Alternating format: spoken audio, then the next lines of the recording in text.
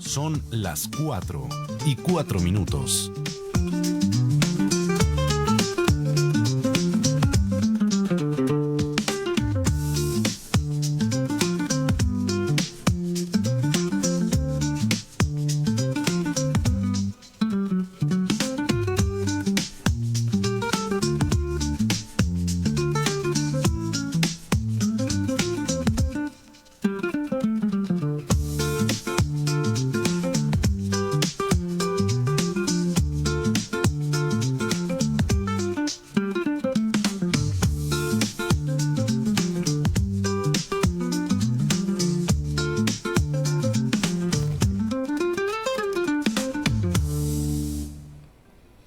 Muy buenas tardes, compañeros, compañeras. Nuevamente aquí con ustedes, Trabajo con Derechos, el programa que le da voz a los sindicatos.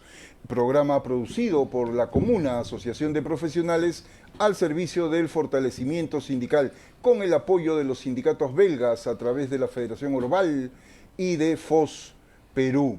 Muy bien, el día de hoy tenemos un programa que esperamos sea pertinente e interesante para ustedes. En primer lugar, vamos a conversar con los compañeros de la Federación de Trabajadores de la Procuraduría del Perú, que es una federación que agrupa 3 sindicatos en esta institución, y vamos a conversar con su secretaria general y con su secretario general adjunto acerca de los problemas que van a enfrentar.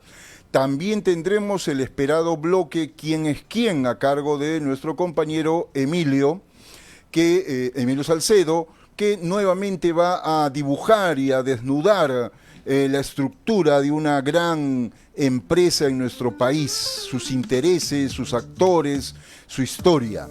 Y también tendremos en la parte final una entrevista con la futura socióloga Micaela Cusipuma, que viene trabajando un tema muy interesante, que es el tema de la cultura obrera, a través del Grupo Intelectual 1 de Mayo, que desarrolló en las décadas pasadas toda una labor cultural desde la clase trabajadora a través de la poesía. Entonces eso esperamos que también sea de su interés. Muy bien, con todas estas novedades, entonces empezaremos el programa después de esta breve pausa.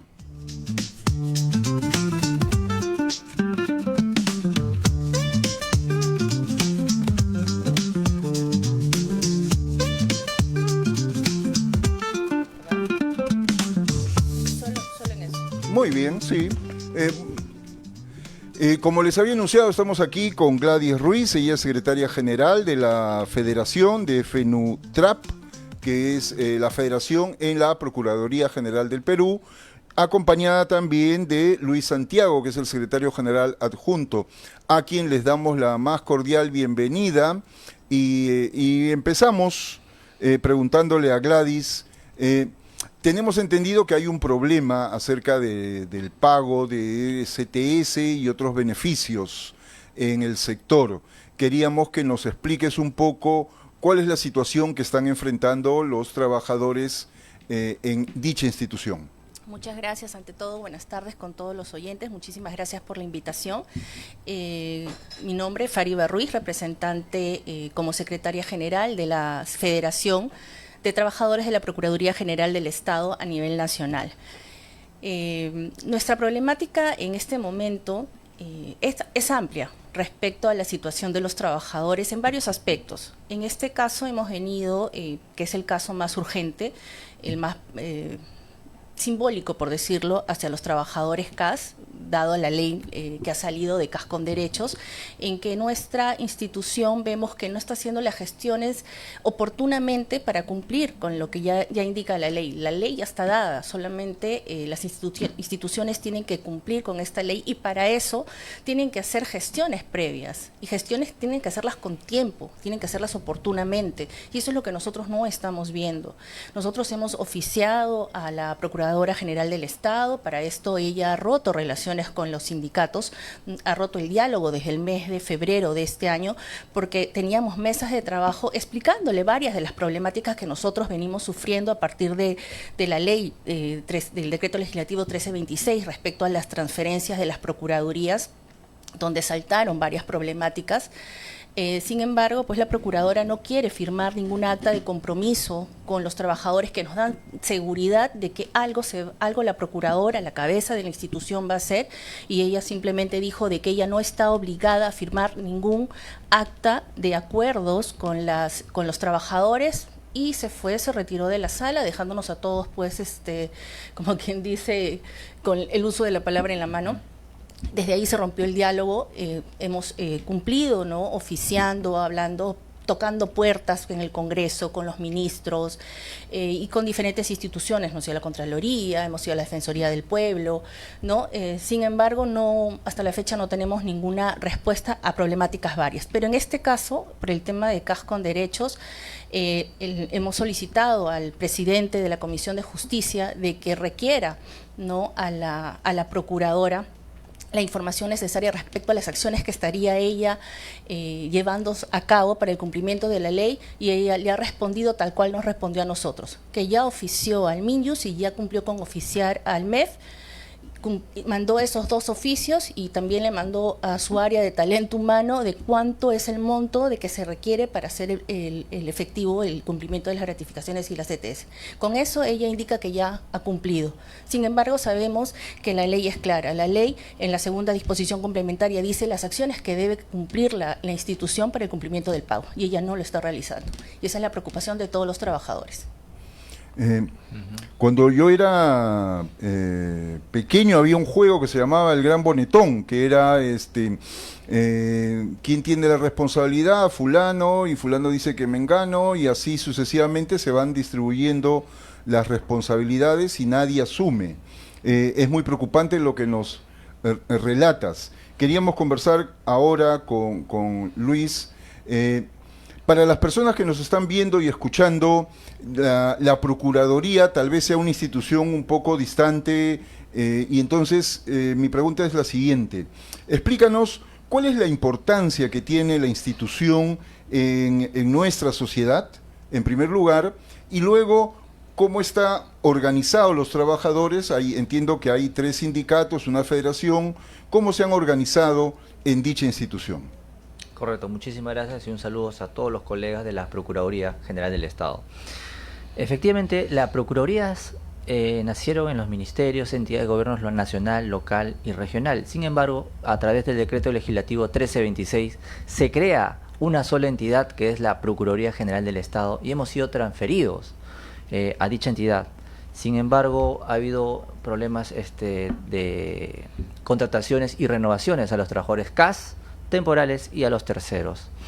La Procuraduría General del Estado, para toda la ciudadanía, se encarga pues de coadyuvar al Ministerio Público en los procesos judiciales a nivel policial, fiscal, judicial, y lo que busca es defender al Estado en todos los procesos, y en especial buscar la reparación civil a favor del Estado peruano.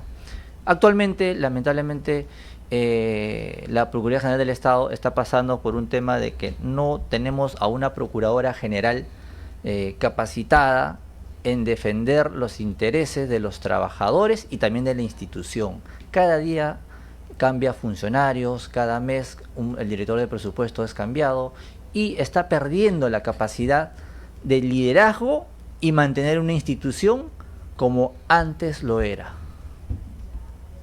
Muy bien. Entonces, Gladys, tú nos contabas acerca de esta respuesta tan abrupta que ha tenido la autoridad, la procuradora, al abandonar la negociación y cerrarse a esto. Frente a eso, ¿qué acciones ha desarrollado la Federación y los distintos sindicatos que la conforman?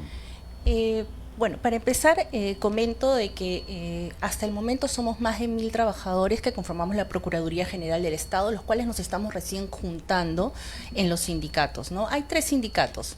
Hay PGCAS, que es el sindicato básicamente de los compañeros de corrupción de funcionarios a nivel nacional, que la Sintra PG, que son los trabajadores de la misma sede central, y nosotros, que somos Sinutrapro, los más representativos, que somos conformados por las procuradurías que hemos sido transferidas desde el diciembre del año 2025. Estamos conformados por las procuradurías de tráfico de drogas, lavado de activos, terrorismo, crimen organizado, orden público, MINAN, lavado, Servir, Trabajo, COFOPRI, INPE, y bueno, las que fueron transferidas. Ahora próximamente van a ser transferidas otras instituciones, porque este decreto legislativo que mencionaba mi compañero tiene un programa de transferencias hasta el año 2027. Se supone que hasta el año 2027 vamos a ser transferidos todas las procuradurías a nivel nacional, gobierno local, municipales, todas, ¿no? Y si es que nuestra preocupación es que si hasta la fecha tenemos las problemáticas que tenemos hasta ahora y que hemos pasado todos los trabajadores, nosotros no queremos ni pensar qué vaya a pasar cuando vengan a pasar más trabajadores. Son cientos de trabajadores y nosotros consideramos, porque lo vivimos dentro de la institución, no está preparada para recibir a esta cantidad de trabajadores. Entonces, los sindicatos se están fortaleciendo ante todas estas problemáticas. Cuando se rompe el diálogo en febrero de este año, pese a tener un acta firmada inicialmente, porque nosotros habíamos hecho un plantón en el frontis de la PGE, y gracias a este plantón la procuradora dijo, ok, vamos a hacer mesas de trabajo, vamos a sentarnos una vez a la semana y vamos a tratar todos los puntos que ustedes tienen ¿no? como preocupación. La primera semana acordamos, pero no quiso firmar nada. A la siguiente semana, cuando ya tenían que cumplirse ciertos acuerdos, y al no haber ningún resultado visible, nosotros le pedíamos, porque eso nos piden los trabajadores, que se firme un documento. Nosotros somos abogados, y si es que nosotros defendemos los intereses del Estado, más aún nuestros derechos laborales. Y la doctora no quiso firmar en nada, dijo que nada la podía obligar a firmar, que el principio de confianza, sí, pero el principio de confianza se gana, ¿no? Entonces, si nosotros confiamos, nosotros estamos parando todas las actividades o gestiones de repente de fuerza o medidas de fuerza, confiando en la palabra de la que lleva ahorita la cabeza de la institución, yo creo que lo mínimo que puede hacer es también de buena fe firmar un acta de acuerdo.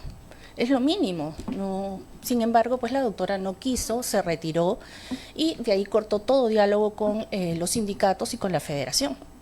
Hemos hecho después 2 vigilias después del horario de trabajo, porque evidentemente pues nosotros no podemos, como abogados y defensores de los intereses del Estado, dejar los procesos abandonados para ir a un plantón, a una marcha, por más que podríamos hacerlo. Sin embargo, pues creo que todos son responsables, aparte hay consecuencias también, no solo administrativas, sino inclusive penales, por abandonar también los casos. Así que lo hacemos después del trabajo. Sin embargo, no sé si habrán visto los videos, pues la doctora sale de la institución saludando cual actriz, ¿no?, a su público, lo cual pues a nosotros nos parece una burla, ¿no?, de nuestras medidas de reclamo hacia la inacción por parte de la cabeza de la institución. Así que hemos hecho plantones, hemos ido a hablar con el ministro de Justicia, el cual nos sorprendió hace una semana más o menos, porque si es que mandaron un oficio, pues no lo han reiterado, no le han hecho seguimiento, y el ministro no sabía absolutamente nada. Incluso preguntó si había llegado algún oficio, ¿no? Entonces, actualmente estamos también pensando hacer un plantón en el Ministerio de Justicia, porque también nos sentimos como burlados, ¿no? Fue un recibo ya para pasar el rato y no ha hecho ninguna medida, pese a que se comprometió, ¿no?, a apoyarnos. Eso va a ser la siguiente semana, si no me equivoco el próximo miércoles lo tenemos programado, y bueno, continuaremos pues ejerciendo las medidas que correspondan, legales, frente a nuestra institución. Efectivamente, en las relaciones laborales, cuando empleadores y empleados se reúnen y establecen canales de diálogo, es habitual, es normal, es lo esperable que haya un acta que de alguna manera describa si se han logrado acuerdos, si no se han logrado acuerdos, por lo menos que establezca la reunión y los avances del diálogo.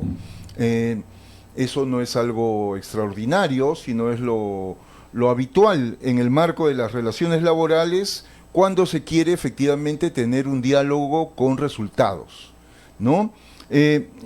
Luis, entiendo entonces que hay un fuerte sector de trabajadores que eran CAS, que ahora son CAS indeterminados, que conforman la fuerza laboral.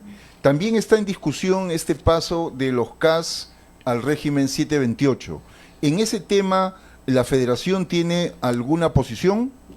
Sí, se está trabajando actualmente. Desde el año pasado se presentó un proyecto de ley del pase CAS a 728 de los trabajadores de la Procuraduría General del Estado. Se inició pues al momento que otras entidades del Estado, de manera individual, presentaron sus proyectos y nosotros nos preguntamos ¿por qué no nosotros también?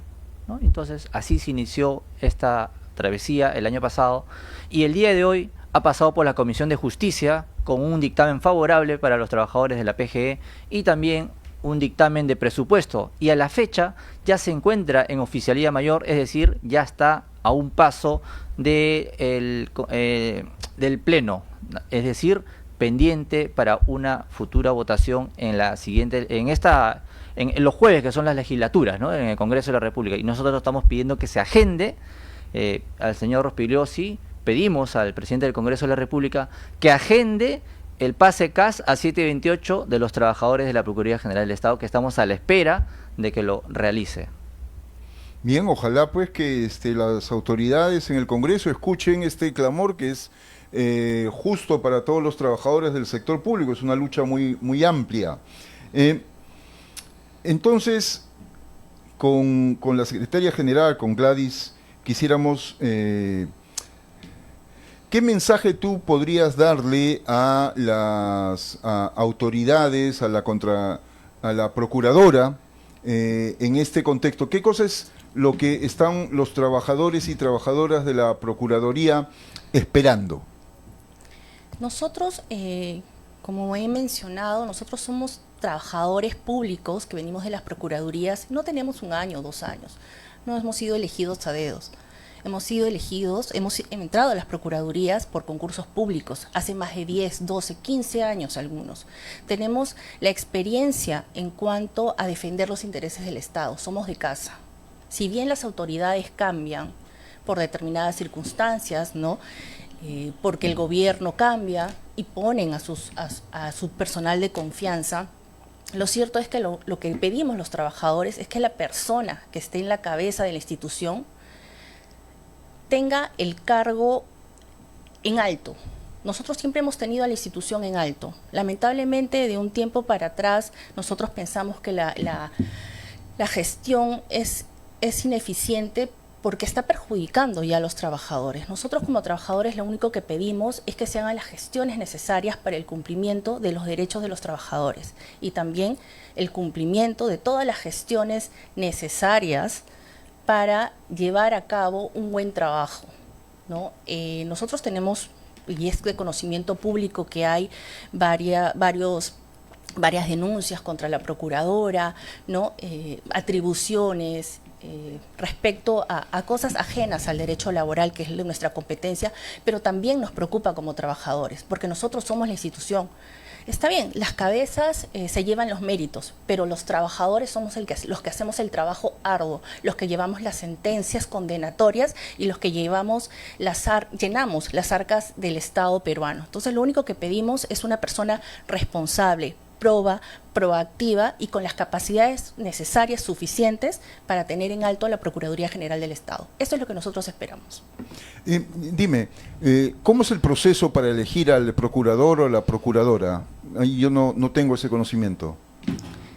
Bueno, la procuradora es propuesta por el ministro de Justicia, ¿no? Y elegida por el presidente. Así se vino haciendo normalmente.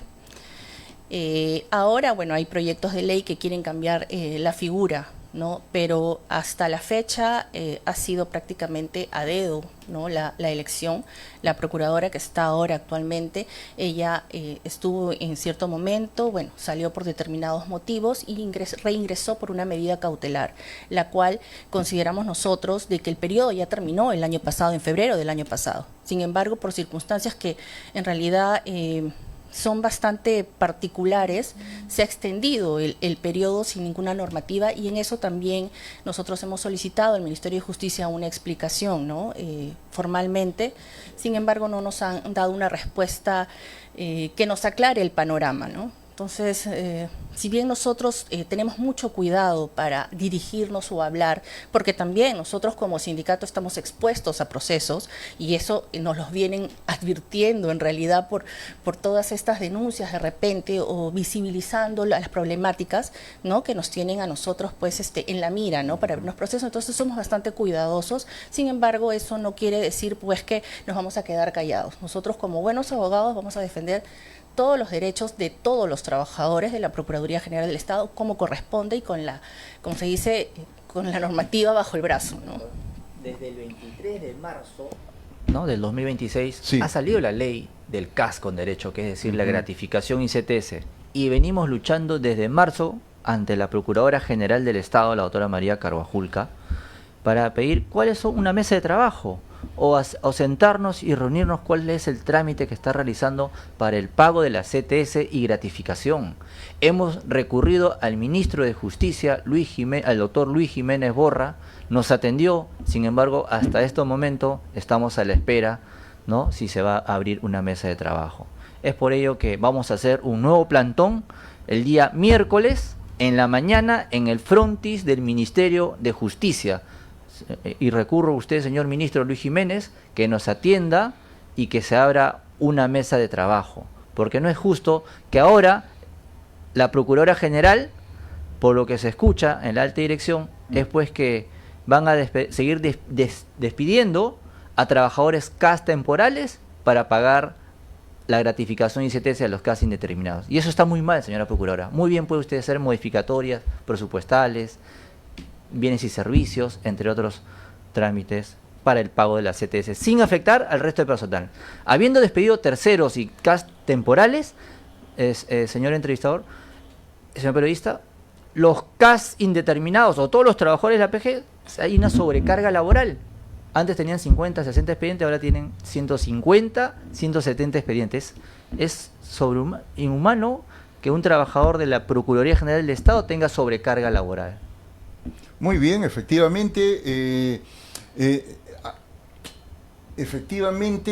muchas veces las instituciones públicas resuelven los problemas cortando por el lado más débil, y entonces, claro, como muy bien lo señalan los dirigentes, hay despidos, y estos despidos sirven solamente para hacer caja, cuando en verdad no puedes tú perjudicar a un grupo de trabajadores bajo la idea de que con eso vas a atender las demandas de otro grupo de trabajadores.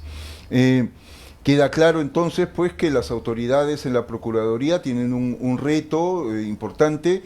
El próximo miércoles a las 10 de la mañana hay un plantón de los trabajadores y las trabajadoras de la Procuraduría para defender sus derechos, y entonces el mensaje final de la Secretaria General convocando a los trabajadores y trabajadoras a que participen en este plantón lo vamos a escuchar ahora. Compañeros de la Procuraduría General del Estado, como ya hemos conversado, nosotros no podemos quedarnos detrás de un escritorio. Nosotros tenemos que salir a luchar por nuestros derechos. Los derechos laborales de las personas han sido ganados con años de lucha sindical. Entonces, si hay personas que antes de nosotros han luchado por estos derechos, nos corresponde ahora a nosotros continuar con ese ejemplo. Tenemos que unirnos, dejar el miedo atrás, de las represalias, del qué van a decir, del que somos abogados y no podemos hacer este tipo de cosas. Sí podemos, porque si nosotros defendemos los derechos del Estado, bien podemos defender nuestros derechos. Si no, ¿para qué somos abogados? Y si es que no nos escuchan documentariamente, como son las herramientas que nosotros tenemos, pues hay que recurrir a otro tipo de herramientas, siempre bajo el término legal, ¿no? Todo lo que la ley permite. La ley permite y está en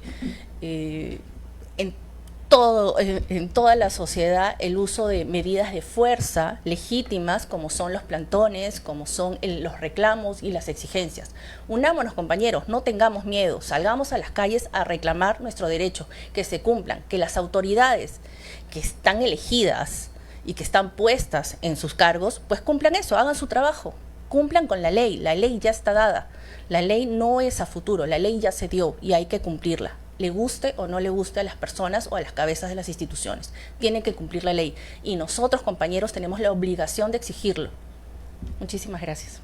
Muy bien, fuerte y claro, y efectivamente tiene toda la razón. Los compañeros, tiene Gladys y Luis, tienen toda la razón en reclamar lo que es justo.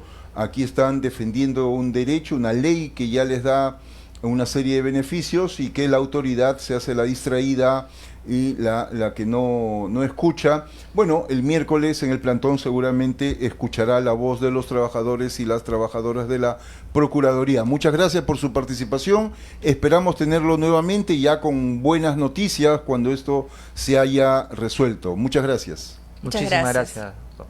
Hacemos una breve pausa y después de esto viene Emilio Salcedo con el bloque ¿Quién es quién?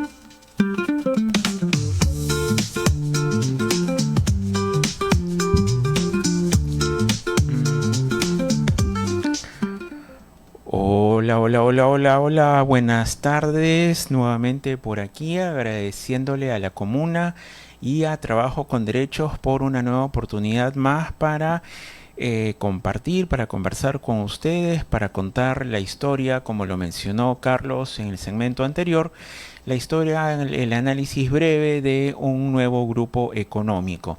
En esta ocasión, el día de hoy, vamos a trabajar con la empresa Agrocasa, una empresa prominente, muy importante en el campo de la agroexportación, con ubicación en el sur de Lima, en Ica, ¿no? Un lugar en donde han tenido lugar, valga la redundancia, diversos procesos. Así que no sé si por favor me pueden ayudar con la diapositiva. Excelente, muy bien.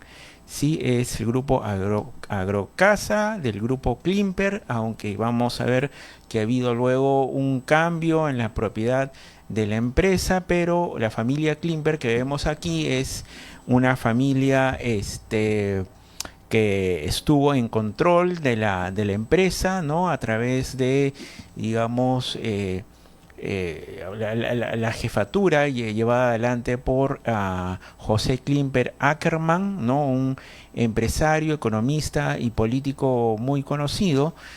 Formó parte de un grupo que fue fundado por su padre, Jory Klimper, allá por 1951, cuando impulsaron un negocio farmacéutico que les permitió un nivel de acumulación importante para luego incursionar hacia mediados de la década de los 90 en el negocio agroexportador, ¿no?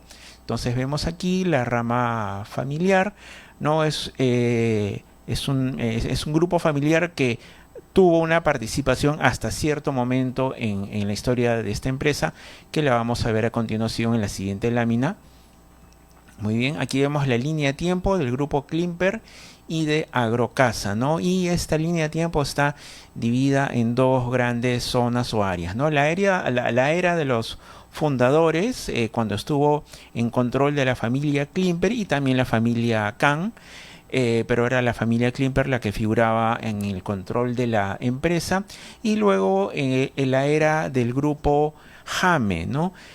Como les mencioné, los inicios de este grupo familiar se remontan a los emprendimientos que iniciara Jory Klimper, de origen judío, alemán. Luego, en la década de los 90, 95, tienen un emprendimiento importante con el nacimiento de la aventura agrícola, la adquisición de las primeras tierras y hectáreas. Va a haber un punto clave en el año 2000, cuando José Klimper Ackerman fuera ministro de Agricultura de Alberto Fujimori durante algunos meses y se aprobara una ley de promoción de la agroexportación, otorgándoles beneficios, exenciones y una regulación laboral favorable, ¿no? Pagarles menos a los trabajadores, ¿no? Para poder, digamos, consolidar el sector, ¿no? Vamos a ver luego en las siguientes láminas que esta ley, este régimen favoreció bastante a este sector, y que luego se ha intentado promover otra ley para mantener los privilegios y las exenciones, pero cuando ya este sector ya no lo necesitaba, ¿no? Acá vemos la estructura corporativa del grupo Agrocasa, ¿no? Agrocasa, que fue vendida en los últimos años a el grupo Jame. Es un grupo económico en el sector agroexportador de origen guatemalteco, ¿no? Es el grupo que controla a la empresa ahora actualmente a través de una subsidiaria llamada LAT 918, que es una empresa holding que controla la propiedad, controla a las empresas aquí en el Perú, Agrocasa Holdings y Sociedad Agrícola Agrocasa, que es la empresa que lleva a cabo las operaciones concretamente en el Perú, ¿no? Ha habido un modelo de gerencia dual y también de separación de bienes, y la empresa Agrocasa dejó de listar en la Bolsa de Valores de Lima para controlar más estrechamente la propiedad, ¿no? Vemos abajo los nombres de los nuevos funcionarios luego de la adquisición de la empresa por el grupo Jame. No sé si podemos ver la siguiente diapositiva.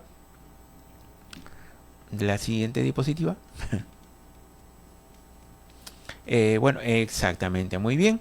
Acá vemos los destinos de las exportaciones de Agrocasa. Es una empresa que explota intensivamente palta, arándanos, uvas a diversas localidades en el mundo, en Estados Unidos, en América, en Europa, en Asia, en Europa, España y Países Bajos. Es uno de sus principales puntos a los que dirigen los productos que son sembrados y cosechados en varios fondos aquí en el Perú. Si vamos por favor con la siguiente diapositiva, Aquí vemos la evolución de la producción agroindustrial y concretamente los 4 productos en los que se ha especializado Agrocasa. La palta es, digamos, es el motor de su crecimiento. Estamos viendo cifras al año 2024, 9 millones de cajas de 4 kilos de paltas producidas en el año 2024, 3 millones de uvas, una suma un poco menor en el caso de los arándanos y una suma inferior en el caso de los espárragos, ¿no? Que haya habido, digamos, de una gran producción más bien a una producción de nicho, ¿no? Y la siguiente y última lámina nos muestra los indicadores económicos y de análisis de exportaciones del grupo, ¿no? Estas son cifras al año 2025 con fuente en la SUNAT, y esta empresa en el año 2025 exportó por 180, casi 181 millones de dólares en una sola. El valor, el monto de sus operaciones promedio es del $1.100.000, y solamente en una sola operación exportaron 7.72 millones. En el cuadro inferior podemos ver los destinos globales y logística.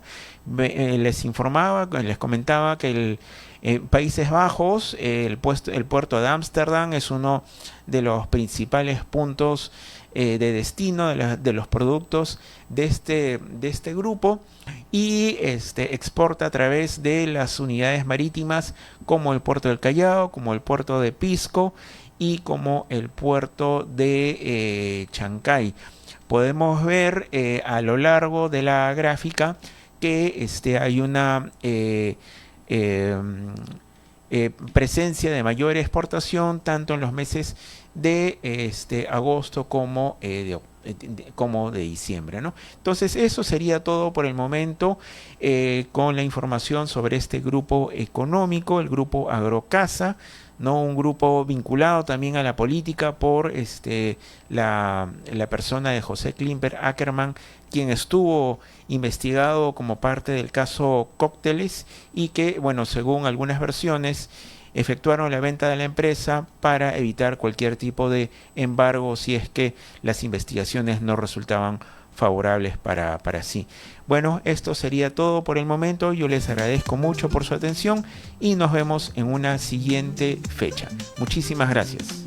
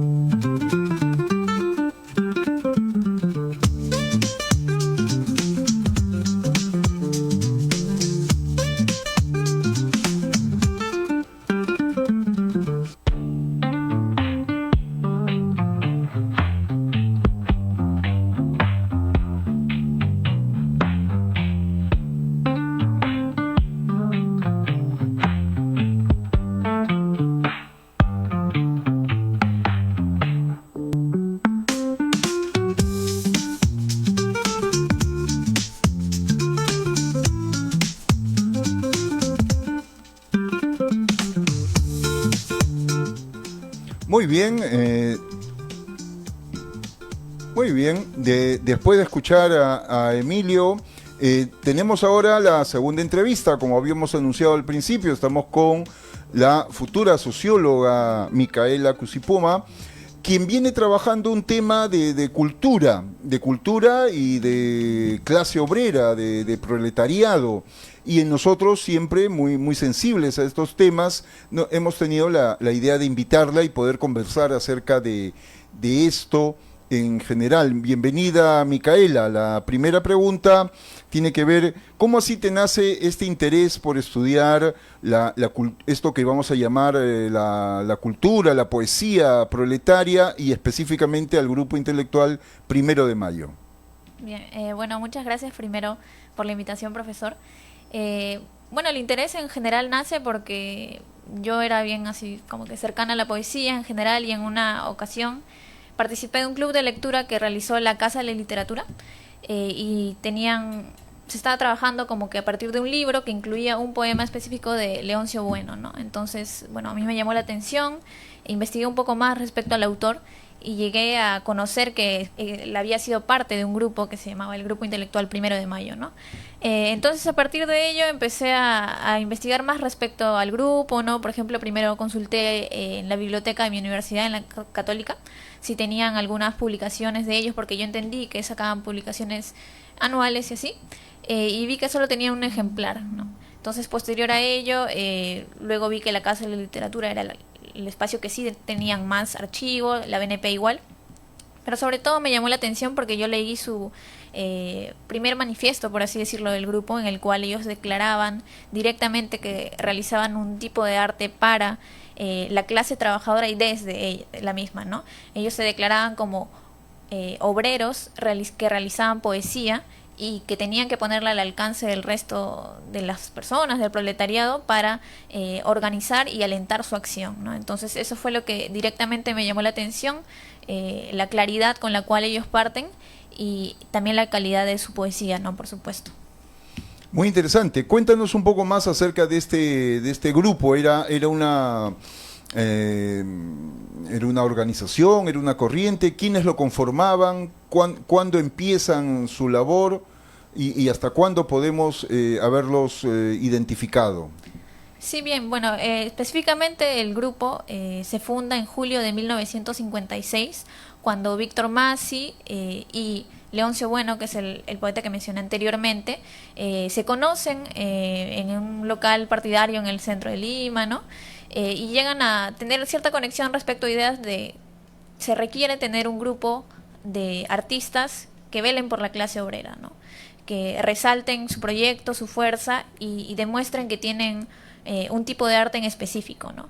Entonces ellos acuerdan en esa ocasión, ¿no? Hay que iniciar un grupo de este tipo. Y bueno, Víctor Masi ya tenía conocidos a otros varios obreros con los cuales había trabajado, por ejemplo, en Cerro de Pasco, que él sabía que desarrollaban poesía, y dijo, bueno, los invito y seguro los compañeros van a estar alegres de integrar el grupo, y así fue. Y posteriormente así integran a más poetas que tengan esta corte en específico, ¿no? Que sean obreros haciendo poesía, o bueno, luego se flexibiliza, por así decirlo, la consideración para que sean también no obreros, pero que tengan la conciencia de la clase trabajadora, ¿no? Que velen por sus intereses.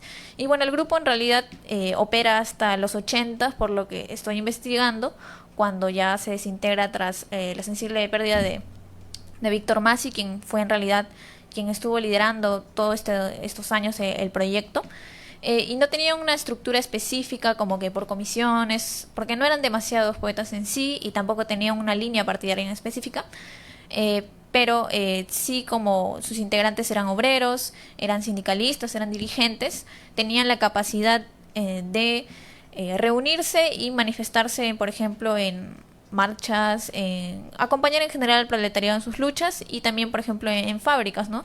O diferentes espacios donde se encuentra la clase obrera, ellos acudían allí a recitar, ¿no? Tú que has estudiado el trabajo de este grupo de poetas y obreros, ¿qué nos puedes decir de su producción? ¿Cómo es la poesía de estos trabajadores, de estos proletarios? ¿Cómo la describirías a aquellos que no la hemos podido leer? Sí, bueno, yo creo que una característica importante es que ellos lo reconocen, ¿no? Que tienen que hacer un arte que sea cercano a las masas, ¿no? ¿Cómo es cercano a las masas? Bueno, primero retratando las vivencias que ellos tienen, específicamente la explotación que sufren y demás cuestiones. Y también un lenguaje cercano, ¿no? Hay una crítica directa que ellos realizan, porque aparte de tener publicaciones de poemarios, tenían columnas de crítica que realizaban en una revista que se llamaba Puntos de Clase, que ellos tuvieron, en el cual decían que el arte tiene que tener un lenguaje que también sea cercano al pueblo, ¿no? No puede caer en cuestiones abstractas y demás, ¿no? Entonces yo creo que se caracteriza por ser bastante directo, pero no por ello tener una cuestión estética, por así decirlo, baja o sin calidad, ¿no? Sino que realmente sí tenían ese poder, ¿no? Entonces, justo como estábamos hablando antes de iniciar la entrevista, justo tengo aquí en este libro un poema que es de Víctor Massi, que es súper cortito, pero creo que refleja ese poder que tienen de, en pocas palabras y directamente, ¿no?, decir lo que consideran, ¿no? Y este poema se titula Dialéctica. Dice: ser proletario no requiere decir que se es más obrero que poeta, o viceversa. Ocurre solamente que de la mano de obra se pasa a... de la obra de mano se pasa a la mano de obra. Sí. Bueno, eso. Realmente muy interesante porque efectivamente hay una larga discusión en distintos espacios acerca de la producción de la clase trabajadora en la cultura, ¿no es cierto? En todos los momentos álgidos en la Comuna de París hubieron también poetas obreros, en la Revolución de Octubre, en la Revolución Soviética, en Mayakovsky y otros levantaron el Prolet Cult, esta corriente de cultura proletaria hecha por proletarios, ¿no?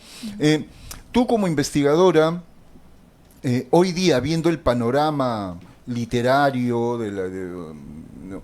¿Cómo tú crees que todavía hay un espacio y una vigencia para que los obreros y los trabajadores de ahora puedan expresar una poesía también desde su condición de clase? Sí, por supuesto. Bueno, como también habíamos venido conversando, ¿no? A mí me llamó también mucho la atención este grupo porque tiene ciertas particularidades internas que reflejan las discusiones de la época y también, a mi parecer, no es casualidad también que justo en los 80s deje de operar el grupo, ¿no? Más allá de las cuestiones en general que conocemos, la violencia que se estaba viviendo y demás, también tenemos que ser conscientes, ¿no?, de que en aquella época empieza a haber un cambio en general en la forma del trabajo en el mundo, en el país, ¿no? En específico el problema, bueno, no problema, sino como que polémica que me refiero que había internamente en el grupo era la poesía proletaria en sí. Ellos nacen defendiéndola a ella, ¿no? Dicen, somos obreros que hacen poesía, entonces por lo tanto nuestra poesía es proletaria. Pero luego empiezan a considerar que, bueno, no necesariamente hay que ser un obrero para desarrollar poesía proletaria, ¿no? Sino hay que defender la ideología del proletariado, no necesariamente siendo obrero, para ser un poeta proletario, ¿no? Sin embargo, esta segunda consideración desató polémica porque a algunos miembros del grupo no le pareció lo más correcto, ¿no? Entonces ahí hubo un debate respecto a qué era más importante, ¿no? La extracción de clase o la conciencia. Y viéndolo a la luz de la actualidad, también creo que nos revela otras preguntas, ¿no? Como, bueno, si nos vamos a la cuestión estricta, ¿no?, de que para hacer poesía proletaria tendríamos que pensar en ser necesariamente obreros, nos encontraríamos en un problema, ¿no? Entonces yo creo que 70 años después de la fundación de este grupo, evidentemente nos encontramos en condiciones materiales distintas, pero con la misma necesidad de desarrollar un proyecto artístico que acompañe al movimiento popular en general y que reconozca que hay que desarrollar no solo poesía, sino un arte en general que defienda la ideología del proletariado, ¿no? No limitándonos necesariamente por ser obreros en sí, como tradicionalmente se conoce, o como no vamos a querer asimilarnos al tipo de obrero, por ejemplo, que era Leoncio Bueno o Víctor Massi en esa época, ¿no? Desarrollamos trabajos ahora distintos, pero seguimos teniendo la conciencia de defender, ¿no?, a la clase trabajadora. porque la explotación sigue siendo la misma, ¿no? Entonces yo creo que ahí hay una tarea importante, más sabiendo que nos encontramos a bastante distancia de la fundación y de cuando operaba el grupo, pero bajo la misma necesidad, a decir verdad. En julio se cumplen 70 años. Sí. Háblanos un poco entonces de Masi y de Leoncio, que tú has investigado. ¿Eran obreros? O sea, ¿quiénes eran? Sí, bueno, Leoncio Bueno era un obrero que tenía, por ejemplo, un taller de baterías me parece que era en Breña, que se llamaba El Tungar. Entonces ahí él realizaba así trabajos como manuales, ocasionales. Él siempre había estado ligado a la participación política. Es más, él estuvo en el Frontón, encarcelado antes del 56, me parece. Luego fue liberado, escribió también poesía cuando se encontraba detenido. Y por su parte, Víctor Masi trabajó en Cerro de Pasco, en una minera. Ahí conoció a otros varios obreros, e incluso antes del 56, de que se funde el grupo 1 de Mayo. Él ya tenía esa idea, porque él siempre fue artista, no tenía esa idea dijo como que, bueno, nosotros deberíamos escribir lo que vivimos, ¿no? Deberíamos alentar a otros compañeros también que se organicen, pero mediante el arte. Y entre sus compañeros obreros dijeron hay que hacer un grupo, ¿no? Y como que fundaron algo titulado Tierra y Libertad, pero nunca se oficializó. Pero bueno, él siempre tuvo ese como interés, ¿no? Y cuando ya empezó a residir permanentemente en Lima, él era un librero cerca en la Universidad de La Cantuta, quien durante el resto de su vida también residió por esa zona y se encargaba de, bueno, vender libros, ¿no? Se abocó mucho más a la poesía en sí.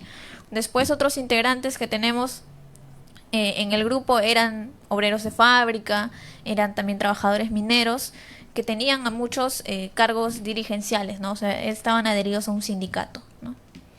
Y políticamente, porque claro, el grupo se llama 1 de Mayo. Ajá. Y están defendiendo el proletariado, estos conceptos que están muy vinculados con la izquierda, el comunismo, el marxismo. Políticamente, ¿qué posiciones tenían? Sí, bueno, habían posiciones diversas, por ejemplo, entre los dos fundadores. Quien más destaca por tener un posicionamiento más claro, por así decirlo, fue Leoncio Bueno, que tenía una tendencia trotskista. Bueno, Víctor Masi era leninista, se podría decir, de ese tipo, pero incluso estas cuestiones políticas hacen que luego se dé este debate interno que yo comento, ¿no? Inicialmente el grupo se apertura, ¿no? Por la necesidad, como un frente, ¿no? O sea, diferentes posturas, corrientes políticas lo integran, ¿no? Y ahí venían obreros de diferente tipo.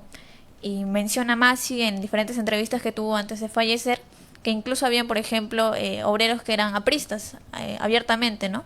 Pero como ahí se encontraban tantas ideologías, por así decirlo, se desarrollaban debates, ¿no? Y menciona que ellos siempre trataban de decir que, bueno, compañeros, acá de ninguna forma estamos imprimiéndole una línea partidaria, ¿no? Uh-huh. Al grupo, ¿no?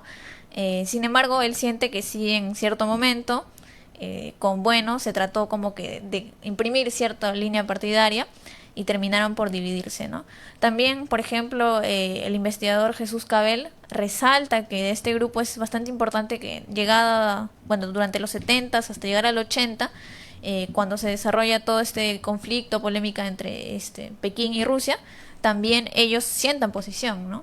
Hay un grupo que dice esta es pro China y otro grupo que es pro Rusia, ¿no? Bueno, eso ya fue después de que, Bueno y un grupo de poetas se retiran, ¿no?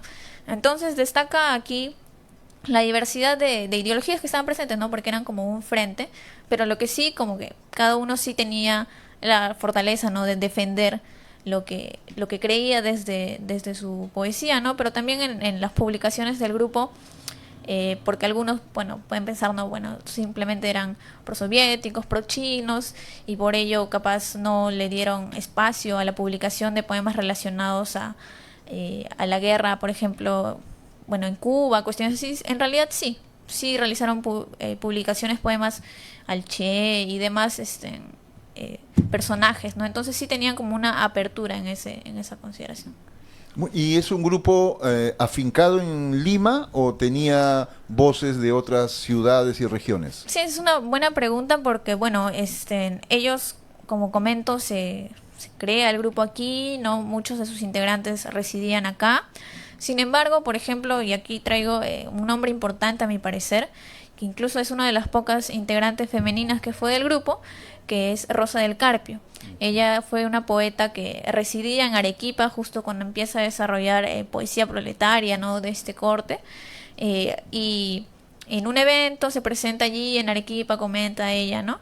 Y bueno, luego a Lima habrá llegado la información, ¿no?, de que hay una poeta proletaria que está ahí recitando en el sur. Y le llega una invitación, una carta de parte del grupo y le dicen: compañera, consideramos que su poesía va acorde a nuestros principios y le invitamos a ser parte, y se adhiere, ¿no? Entonces sí, así como ella hay otros varios, no tantos, no, claro, la mayoría eran de acá de Lima, pero sobre todo en los inicios sí habían más poetas, no solo de Lima, ¿no? Incluso, bueno, ahorita no tengo a la mano, ¿no?, pero en el archivo de, bueno, en la Casa de la Literatura hay una de las publicaciones, tienen en un inicio como la nómina de los integrantes, ¿no? Y ahí están separados por Lima, por Arequipa, Trujillo, demás, ¿no?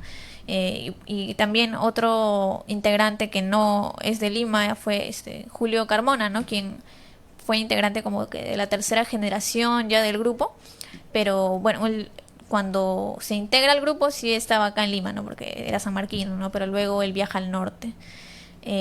Pero sí tenían en un inicio más integrantes que no eran únicamente de Lima. Y este grupo tenía un medio de difusión, tenía una revista, entiendo yo. Uh-huh. ¿Qué nos puedes contar de esta revista? Sí, bueno, el grupo tenía en general como su propia editorial, ¿no? Ellos anualmente trataban de sacar publicaciones lo titulaban así ellos como cuadernos, ¿no?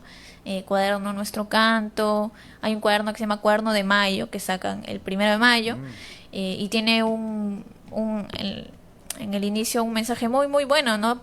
Un saludo al proletariado internacional y un compromiso de parte del grupo para desarrollar una lucha junto a ¿no? Entonces ellos anualmente sacaban estos números con poesía. Perú estuvo, ahora también es otro, pero aparte ya en los 70s hasta el 80 ellos sacan una revista que se titula Puntos de Clase, que tuvo 5 números, de los cuales yo solo he tenido acceso al número 5. Los primeros 4 no se encuentran ni siquiera en la Biblioteca Nacional, pero ellos tenían su propia, por así decirlo, editorial. Imprimían en locales de poetas amigos, decían ellos, ¿no? Libreros amigos. Siempre colocaban ahí el agradecimiento y era su medio de difusión. Lo vendían, a precios así módicos, ¿no? Pero también aparte de ello tenían, las lecturas abiertas, ¿no?, de parte de su poesía, como mencioné, en fábricas o en diferentes manifestaciones. Muy bien, muy interesante efectivamente, porque es toda una faceta importante y necesaria de nuestra clase, de la clase trabajadora, y de cómo la podemos ir conociendo a lo largo de la historia en sus distintas manifestaciones, no solamente económicas, sociales, sino también culturales. Como joven investigadora, ¿qué tan difícil es construir esta historia densa que estás haciendo? Sí, bueno, yo creo que la primera cuestión difícil es acceder a los materiales en específico. Como menciono, ¿no?, ha sido tratado de hacer como una reconstrucción. Algunos están en un lado, otros, la mayoría está en la BNP, pero también es un trabajo que tienes que asistir, tienes que realizar la lectura, tomar fotos, no puedes llevártelos, ¿no? Por esa parte es todo un trabajo. Luego hay otra parte también que yo considero que es un poco complicada. En un inicio me pareció que yo quería tener la voz de algunos integrantes, ¿no? Pero como entendemos, varios de ellos ya no se encuentran, y otro grupo sí. Entonces tratar de conseguir los contactos para conversar con ellos, conocer su opinión, sobre todo del debate interno también que hubo ahí, ¿no? Entonces saber cómo manejarlo. Eso sobre todo. Y luego literatura específica del grupo no hay demasiada. Destacan los trabajos de Jesús Cabel respecto al grupo. Luego hay una pequeña publicación, es más como una mención que realiza Mijail Mitrovic en Pesa Palabra, en el número 7, si no me equivoco, 3, del boletín. Y no hay demasiada, por así decirlo, información. Es más como información que ellos mismos realizaron, ¿no? Por ejemplo, este libro que es de Jesús Cabel y Víctor Masi Huaycucho, que es hijo de Víctor Masi, que es, bueno, siguen siendo ellos como que hablando de lo que pasó, ¿no? Sin embargo, creo que sí hay como que hay un vacío, a un descuido respecto a un grupo tan importante como fue ¿no? Respecto a la poesía, y que capaz muchos de los estudiantes, investigadores no están tan al tanto de ello, pero con el trabajo también trato de darlo un poco más a conocer, porque sí hay un interés, ¿no? De parte de muchos compañeros, ¿no? Sobre la situación. Claro, por supuesto. Y entonces dinos, esta labor de investigación tú la estás desarrollando y esto va a ser presentado públicamente, ¿cuándo y dónde? Bueno, sí, justo esta semana iba a tener una presentación en la Universidad San Marcos, de parte del un grupo de investigación de estudiantes que se llama Politart. Sin embargo, ha sido reprogramado por los acontecimientos que todos conocemos, ¿no? La lucha que están emprendiendo los compañeros en la universidad, la toma que a día de hoy continúa por la nulidad de las elecciones. Pero bueno, parece que va a ser para finales de este mes, capaz en las instalaciones en San Marcos, presencialmente, mi presentación respecto a esta temática que todavía me encuentro desarrollando, ¿no? Porque también hace poco pude contactar con otro investigador que tiene alguna información respecto a ello y me ha recomendado muchas más cosas, y digo, bueno, hay mucho más trabajo por hacer cuando yo incluso ya creía que lo había como que terminado, ¿no? Entonces voy a presentarlo ahí y capaz también en otros lugares, o espero. Muy bien, Micaela, entonces a fin de mes estaremos atentos a tu presentación y esperamos también estar allí y seguir escuchando sobre este grupo intelectual 1 de mayo que realizaba poesía obrera. Muchas gracias, Micaela, hasta otra oportunidad. Muy bien, compañeros y compañeras, ya con eso entonces estamos terminando el programa de hoy, esperamos verlos la próxima semana.